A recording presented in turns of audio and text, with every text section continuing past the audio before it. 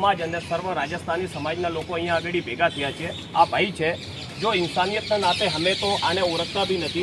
आज पहली बार एमनी जोड़े मुलाकात थई। पाछळ तमने पोस्टमोर्टम रूम देखाय छे। अहींया 22 वर्षना छोकरानी लाश पड़ी है। ये लाश काल सवारे 11 वाग्याथी पड़ी है। हवे एमने जे ए 2 वर्ष पहला आ छोकराना लग्न थया छे बराबर जे आपणे एक जीवननी जे ज्यारे नवी शरूआत करवानो हतो ने आजे आपणे जोई सकीए के पोस्टमोर्टममां एनी बॉडी पड़ी है। परिवारवाळा एना इंतजार करीने बैठा छे। सामे दिवाळी आवे छे। परिवार जोड़े शुं वीतती हशे आपणा माटे कल्पना करवी पण मुश्किल छे। तो आपणे एमने ए ज आपणे एक आश्वासन कंपनी ने कीधुं के तमे एक बार आई गरीब परिवारथी छे, मीडियम परिवारथी छे, एक कमावावाळो छोकरो तो परिवारमां एमने कमावावाळुं अत्यारे कोई नथी। बधी जवाबदारी माँ बाप उमर लायक छे, दवाईओ चालू छे। तो तमे आईने आर्थिक रीते कंईक आ परिवारनी थोड़ी घणी जे बी तमारी इंसानियतना नाते मदद थती होय एना लीधे अमे सर्व राजस्थानी समाज अहींया भेगा थया हता। अमे लोको ए ज निवेदन करीए छीए के कंपनीनो कोई जवाबदार माणस अथवा कंपनीनो कोई पदाधिकारी अहींया आवे। जो अमने पोलीस मित्र तरफथी कोई प्रॉब्लम नथी, बहु सारो सहकार मळ्यो छे, पण कंपनीनो कंईक माणस अहींया आवे અને કંપનીનો માણસ આવીને એમની જોડે કંઈક સારી વાત કરે, આગળનું શું કરવાનું છે એના પછી એવી પરિવારની માંગણી છે કે અમે અહીંયાથી બોડી લઈ ને આગળની જે વિધિ છે એ કરીશું। નહીં તો પરિવારનો કોઈ માણસ અગર અહીંયા નહીં આવશે તો પરિવારની એવી ઈચ્છા છે કે ભાઈ જ્યાં સુધી નહીં આવે ત્યાં સુધી બોડી પીએમ રૂમમાં પડી રહેશે। કેટલા વર્ષના છે? એ 25 વર્ષનો છોકરો છે જેની ડેથ થઈ છે અને 2 વર્ષ પહેલા એના લગ્ન થયા હતા। એ હમણાં 3 મહિનાથી એમની જોડે કામ કરતો હતો બરાબર છે। એ અત્યારે એમને બી વાત કરી કે ભાઈ તમારા કંપનીનો કંઈક જે જવાબદાર માણસ હોય એને તમે અહીંયા બોલાવો। અમારી એ જ છે। એ ભાઈ આવ્યા છે, એ કહે છે કે ભાઈ હું તો કોન્ટ્રાક્ટ બેચ ઉપર માણસોને લગાડું છું, પણ કોન્ટ્રાક્ટ બેચ ઉપર લગાડીએ છીએ તો આપણી કંઈક જવાબદારી તો હોવી જોઈએ। સામે જે જગ્યા ઉપર તમે કામ કરો છો બરાબર છે, તમને ખબર છે કે ઇલેક્ટ્રોનિકનું કામ છે તો કંઈક સેફ્ટીવાળી વસ્તુ હોય તો એનો ઉપયોગ કરવો જ જોઈએ, સેફ્ટીનો ઉપયોગ। તો અમારી બીજી કંઈ જ નથી। અમારી એ જ માંગણી છે કંપનીનો કંઈક જવાબદાર માણસ અહીંયા આવે, એમની જોડે સારી વાતો કરે અને આગળનું શું થશે પરિવારને એમને બેસાડીને અમે લોકો આગળનું ડિસિઝન લઈશું। સેફ્ટી હોત તો પછી આ ડેડ ના થાત। તમે કોઈ જો સેફ્ટી આપવામાં આવી थी ये रो रहे हैं और कंपनी वाले कुछ सुन नहीं रहे हैं। कोई नहीं आ रहा, कोई नहीं आया। सो कल से यहाँ बोल रहे हैं 50,000 रुपये ले लो और आप निकल जाओ यहाँ से। हम कोई हमारे वाले भी प्रेशर डाल दे हमारे ऊपर, बार बार बोल रहे हैं कि लेके जाओ यहाँ से।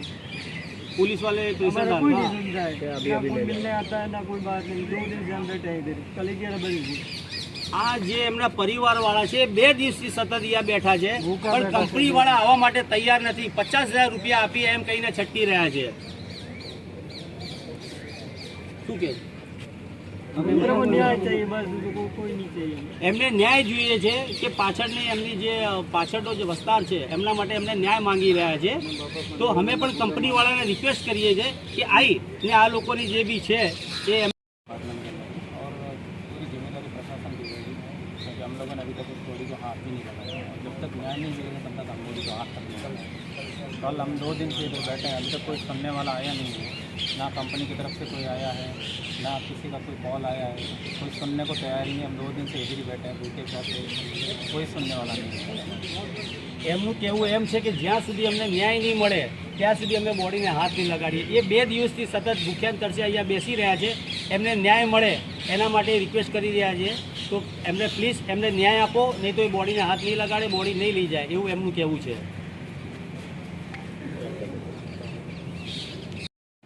શેનું કામ કરે છે? શું બનાવે છે? हमारी कंपनी इलेक्ट्रिकનું કામ કરે છે। જે ઘટના ઘટી હતી એ જયશ્રી કૃષ્ણ કોન્ક્રીટ પ્રાઇવેટ લિમિટેડમાં ઘટેલી છે બરાબર છે। આ લોકોનો જે આકસ્મિક રીતે માણસ મરી ગયો છે, જે અમને પણ દુઃખ છે બરાબર છે। એમાં અમે એને પીપી કીટ તરીકે જે વસ્તુ આપેલી હતી એ એના રૂમમાં હશે કે નહીં અમને ખબર નથી, પણ જે ઘટના ઘટી હતી ઇલેક્ટ્રિકલી શોકથી એ માણસ મરેલો છે। હું અહીંયા કાલથી લગભગ અહીંયા છું, આ લોકોના સપોર્ટમાં છું। જે લોકો ઈચ્છે એ આપણે એના માટે રેડી છીએ, જે જ્યારે કે આપણે ત્યારે હાજર થવા રેડી। માણસે કીટ પહેરી એની સેફટી કરેલી છે કે નથી કરી એ તમારી જવાબદારી બને છે। એના માટે શું કહેશો તમે?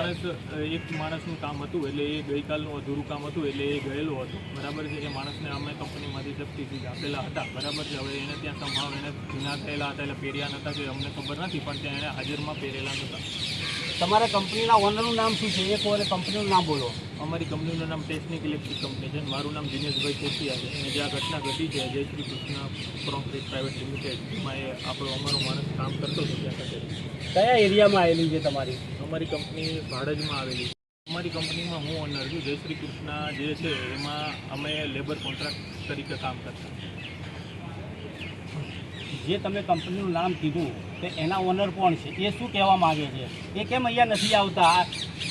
આ સમાજના લોકો અહીંયા ભેગા થયેલા છે, તો એના માટે 2 દિવસથી ભેગા થયેલા તમારા ઓનરને બોલાવે છે કંપનીઓ, તો કેમ નથી આવતા? અત્યારે આ બેના કંપનીના 2 જે સ્ટાફ છે અહીંયા હાજર જ છે, બરાબર છે. હવે કંપનીને જે બનાવ બન્યો છે એ આકસ્મિક રીતે થયો છે, તો કંપનીનું એવું છે કે ભાઈ જે માણસ જે ડેથ થઈ છે એ ઇલેક્ટ્રિકલ શોકથી થઈ છે, તો આમાં અમે શું કરીશું, બરાબર છે. એટલે એ સંભાવ અહીંયા 2 માણસ તો એના કંપનીના હાજર જ છે. કંપનીના માણસો હાજર છે, પણ ઓનરને પણ અહીંયા આવવું જોઈએ. ઓનર અહીં નથી, ઓનરના રાજકોટ છે.